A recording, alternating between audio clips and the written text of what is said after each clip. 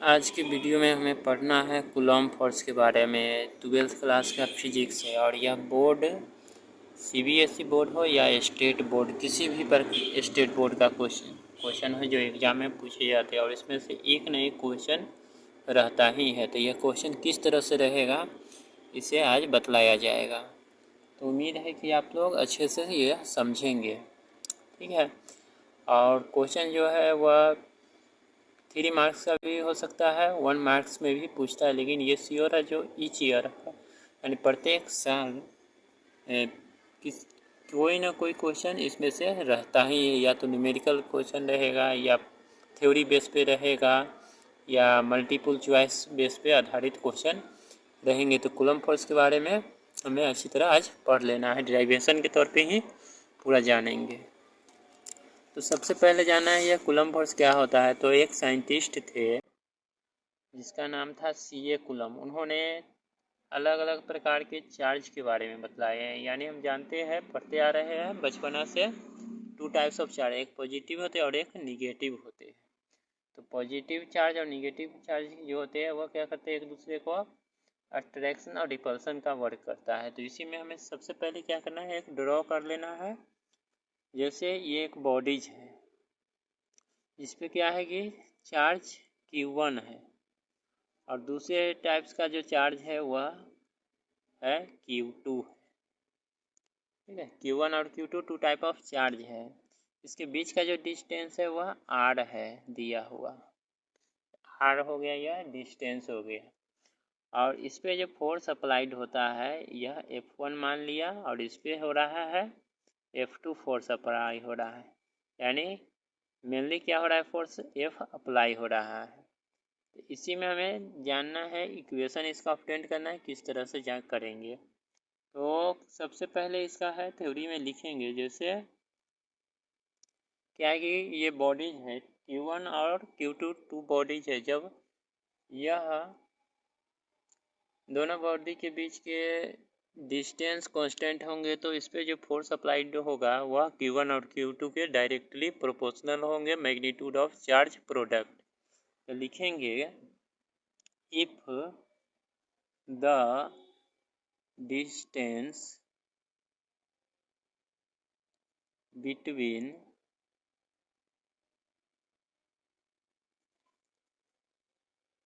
two body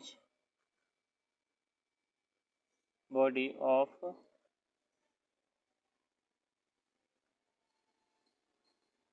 charge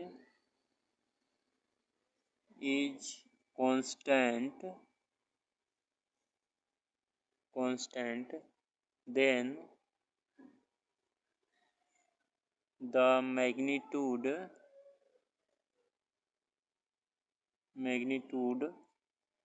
of two charges of bodies is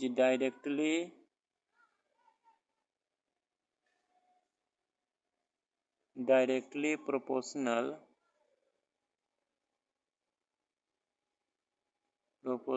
to the product of applied force, product of applied force, ठीक है। यानी product of applied force F proportional Q1 Q2, इसको first equation मान लेंगे। फिर इसके बाद है दोनों बॉडीज के बीच के चार्जेज जब कांस्टेंट होंगे तो यह जो डिस्टेंस है यह स्क्वायर ऑफ इन्वर्सली प्रोपोर्शनल होंगे। इसका भी लिख लेंगे। If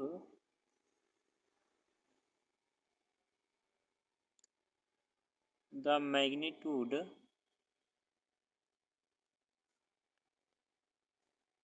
magnitude of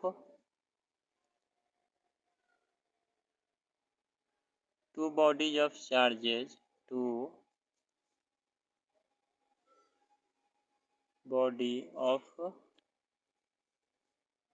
charges is constant, then the applied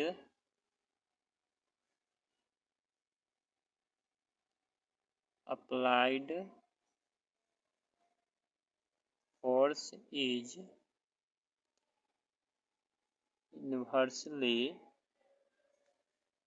inversely proportional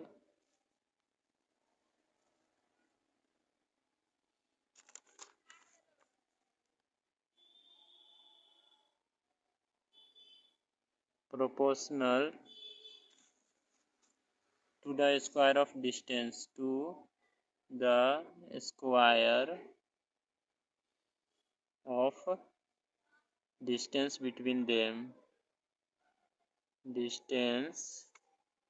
between them, तो लिखेंगे f inversely proportional to 1/r², second equation. तो ये दोनों इक्वेशन में जैसे थ्योरी बेस पर रहेगा तो इस तरह से तो लिखेंगे ही, ठीक है। और इसी में दिया रहेगा टिक द करेक्ट ऑप्शन में इस तरह से लिखा रहेगा, if the distance between two bodies of charges is constants then the magnitude of charge bodies is what. और ऑप्शन में दिया रहेगा directly proportional to the product of charge या इन्वर्सली प्रोपोर्शनल। तो ये थ्योरी पढ़ेंगे तो ये सीधे टिक लगा देंगे, क्या, directly proportional to the product of applied force यानी चार्ज का। अब इससे हमें डिराइव करना है, किस तरह से करेंगे, तो यहाँ लिख देंगे फ्रॉम, यानी इक्वेशन ऑब्टेन करना है, from equation first and seconds. देख रहे दोनों में f है, f कांस्टेंट ले लिए f, और q1 q2 बाई r²। जब ये प्रोपोर्शनल हटते हैं ये तो इसके जगह पे कांस्टेंट लग जाता है, तो लिखेंगे f equal to q1 q2 by r²। k का जो वैल्यू होता है ना, वो k का वैल्यू होता है 1/4πε0। यह साइंटिस्ट ने प्रूव करके बतलाया। और इसका जो होता है k का 1/4πε0 का वैल्यू होता है 9 × 10⁹ न्यूटन मीटर स्क्वायर पर कूलम स्क्वायर, ठीक है। तो क्या करेंगे, इसके जगह ऐसे भी लिख सकते हैं, f equal to 1/4πε0 into q1 q2 by r²।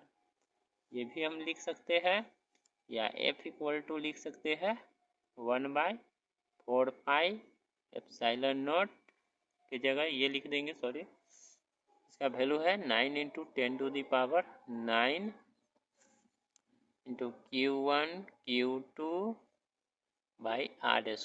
f की जगह ये भी लिख सकते हैं। तो अब इसमें हमें जानना है क्या कि ये ε0 का वैल्यू क्या होता है, यह जानना है। ε0 के बारे में लिख लेंगे, तो ε0 इक्वल टू होता है permittivity of free space, permittivity of free space, यानी फ्री स्पेस के लिए इसको जाना जाता है, जिसका वैल्यू होता है ε0 equal to ε0 8.85 into 10⁻⁻12 c² n inverse m-2। ये भी क्वेश्चन पूछा जाता है, टिक द करेक्ट ऑप्शन में द वैल्यू ऑफ ε0 इज, ठीक है। ये दिया रहेगा 8.85 या 8.85 और ऐसे भी लिखा रहेगा। तो इसी को आगे इस तरह से भी दिया रहेगा 8.89, जब इसका राउंडिंग ऑफ करेंगे इंटू 10⁻⁻12 Fm-1, यानी f का मतलब फैराड मीटर इनवर्स। ये दोनों बहुत ही इंपॉर्टेंट है, किसके लिए, तो टिक द करेक्ट ऑप्शन के लिए, ठीक है। अब लिखेंगे यहाँ पर 1 फैराड इक्वल टू यानी कैपेसिटेंस चैप्टर है उसमें पढ़ना है। तो 1 फैराड इक्वल टू हो जाता है C² n माइनस 1 माइनस 1। तो यही है, इसके जगह डाल दिया गया है तो Fm माइनस 1 आ गया। तो ये तीनों पॉइंट जो है वह एग्जाम के लिए इम्पोर्टेंट है। इसके साथ साथ दिया रहेगा क्या, डायमेंशन, एप्सिलॉन नॉट का डायमेंशन क्या होता है। ठीक है, इसका डायमेंशन पढ़ना है क्या होता है। तो डायमेंशन जो होता है उसका ये होता है A2T4 m-1 L-3 है ना। ये भी क्वेश्चन कितने बार पूछा गया बोर्ड एग्जाम में। टिक द करेक्ट ऑप्शन में the value of permittivity of free space dimension, यानी दिया रहेगा the dimension of permittivity of free space is, ये ऑप्शन में दिया रहेगा तो टिक द करेक्ट ऑप्शन में टिक लगा देंगे। तो इसमें से कितने पॉइंट निकल गया, 4-5 पॉइंट निकल गया। फॉर्मूला भी याद रखना है कूलम्ब फोर्स का, यानी कूलम्ब फोर्स Fc= इसका वैल्यू ये होता है। ठीक है, तो ये हो गया क्या हमारा थ्योरी बेस पे। अब इसी में है कूलम्ब फोर्स के कुछ मेन पॉइंट है, उसके बारे में भी जान लेना है। वह पॉइंट किस तरह से है वह समझेंगे। तो अब जानना है क्या है कूलम्ब फोर्स का, तो थ्योरी पढ़ चुका है। प्रॉपर्टी ऑफ कूलम्ब फोर्स, यानी कूलम्ब फोर्स का प्रॉपर्टी क्या है। तो कूलम्ब फोर्स जो होते हैं वह क्वांटिटेटिव स्टेटमेंट होते हैं। तो लिख देंगे it is quantitative statement, quantitative statement.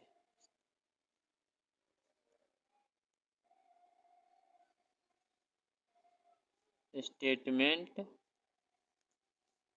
और ट्रू, यानी क्वांटिटेटिव स्टेटमेंट के लिए यह सत्य होते हैं। फिर यह न्यूक्लियर फोर्स होते हैं, it is nuclear force, nuclear force. यह सब टिक द करेक्ट ऑप्शन में आएगा, या दिया भी रहेगा right the property of coulomb force. फिर होता है it is correct for point charges, it is correct for point charge, point charge.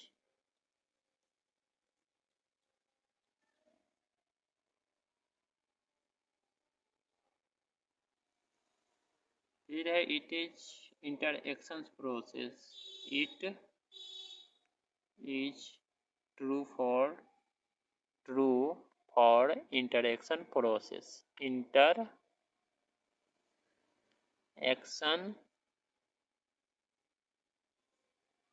Process, यानी इंटरएक्शन प्रोसेस के लिए भी यह सत्य होते हैं।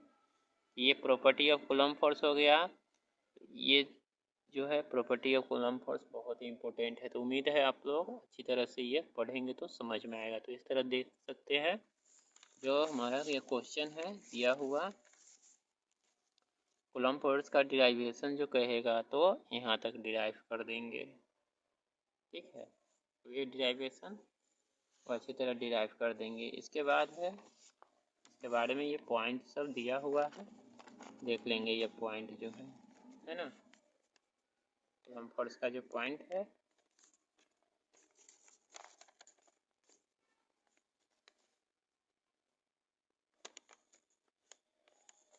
इस तरह से है।